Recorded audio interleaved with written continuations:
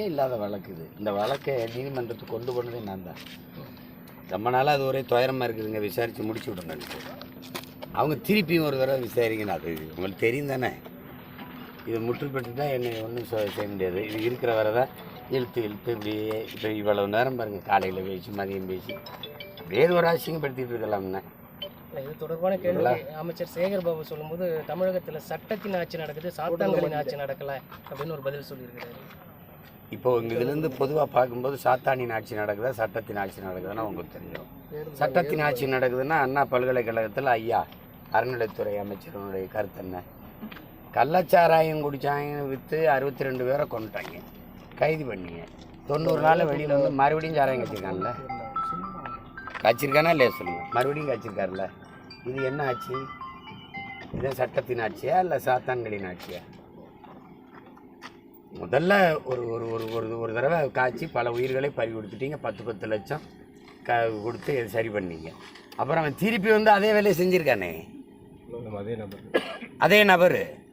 அப்போ எந்த துணிவில் காய்ச்சினாமே? அப்போ பயமே இல்லை. அப்போ இது சட்டத்தின் ஆட்சி இல்லை, சாத்தான்களின் ஆட்சி தான். சட்டத்தின் ஆட்சின்னா தினம் பள்ளிக்கூடத்தில் தினம் பாலியல் குற்றச்சாட்டுகள், பிள்ளைகள் பாழாகிறாங்கன்னு உங்களுக்கு தெரியுதுல்ல. அதுக்கு நீங்கள் பார்த்தீங்க எத்தனை படுகொலைகள் நடு சாலையில் நிகழ்ந்துருக்குது. அது ஒன்றுமே இல்லை. அந்த சிசிடிவி கருவியில் பதிவானது தான். எல்லாம் பதிவாகி எவ்வளவு வந்துச்சுன்னு, எவ்வளவு கொலைகள் நடந்ததுன்னு தெரியும்.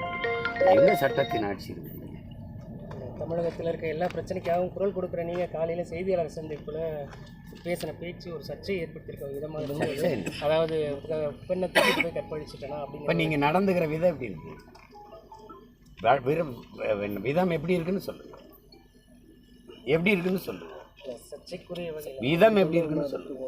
விருப்பம் இல்லாமல் ஒரு பொண்ணை கடத்திட்டு போய் நீங்கள் வலுக்கட்டாயமாக புணர்ந்தால் தான், வன்புணர்வு வச்சா தான் அது குற்றம். நீங்கள் விரும்பி படுத்தா அதுக்கு பேர் என்ன? அதுக்கு பேர் என்ன சொல்லுங்கள். 15 வருஷமாக நீங்கள் இங்கே பாருங்கள், 15 வருஷமாக நீங்கள் எல்லாரும் சேர்ந்து என்னையே, என் குடும்பத்தை, என்னை சார்ந்த எல்லாரையும் கற்பழிக்கிறீங்க, வன்புணர்வு செய்கிறீங்க. எங்கள் மனநிலை எப்படி இருக்கும்?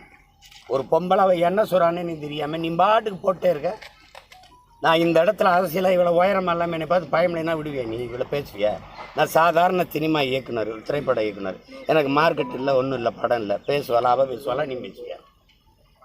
நான் இருக்கிற உயரம் உனக்கு பயங்கட்டுது, நான் வளர்ந்துருவேன்னு நினைக்கிறேன், அச்சப்படுறேன், நடுக்க வருது. அதனால இந்த ஆவுன்னா அந்த பொம்பளை குட்டி வந்து முன்னாடி சண்டை போடுறேன். வீரன்னா நேருக்கு நேராக போடணும், பொம்பளைக்கு பின்னாடி போய் நிற்கும். பெரியாரை பற்றி நான் பேசுகிறேன், நீ பெரியாரை புகழ்ந்து பேசு. பெரியார் இதெல்லாம் செஞ்சுருக்கான்னு எடுத்து சொல்லி என்னை சரி பண்ணு. அவள் தப்பாக பேசுகிறா, பெரியார் பாருங்க இவ்வளோ சாதிச்சிருக்கான்னு சொல்ல ஒன்றும் இல்லை, உனக்கு ஒன்றும் இல்லை. ஒன்றா இந்த அவதூறு, இந்த கேவலம், இந்த வாடகை வாயை வச்சு விசாரம் பண்ணுற ஒரு கூட்டத்தை வச்சுருக்க, அதை வச்சுக்கிட்டு பேச விட்டுக்கிட்டே இருக்கிறது. அவனுக்கு சம்பளம் மாதம்.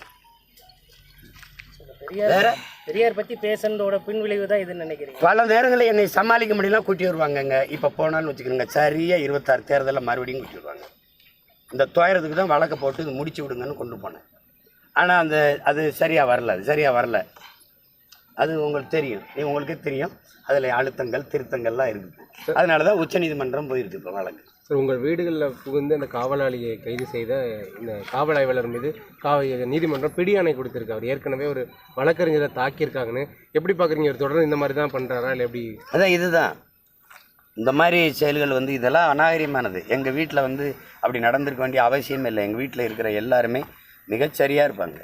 எல்லாம் இன்னொருடைய வளர்ப்புகள். நீங்கள் சொன்னீங்கன்னா வாங்கன்னா வந்திருப்பாங்க, அடித்து இழுத்துருப்பார். அதெல்லாம் ஓய்வு பெற்ற இராணுவ வீரர். அவர் ரொம்ப தங்கமானவர். அவர் அப்படி இல்லைன்னா என் வீட்டில் வந்து வேலை செய்ய முடியுமா? அவங்க ஒருத்தர் அவர் அதிர்ந்து கூட பேச மாட்டார். அப்படி ஒருத்தர் அவரை போய் அடித்து இழுத்து போவார், வாங்கன்னா வந்து உட்காந்துருப்பார். அவர் மீது வேறு ஏதாவது நீதிமன்றம் மூலியமாவோ இல்லை மனித உரிமை ஆணையம் மூலியமா அவர் மீது ஏதாவது நம்ம சார்பாக ஏதாவது புகார், அதெல்லாம் அடுத்த கட்ட நடவடிக்கை? இதுவே எனக்கு வேலை இல்லைல்ல, உங்களுக்கு தெரியும். எனக்கு நிறைய வேலை இருக்குது. போகிற போக்கில் கடந்து போகணும்.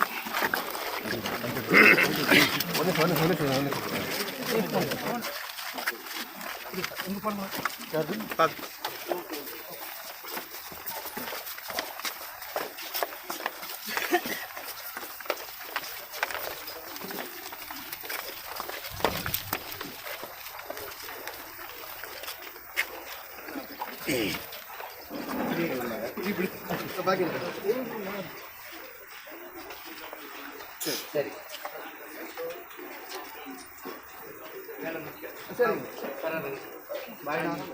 தம்பி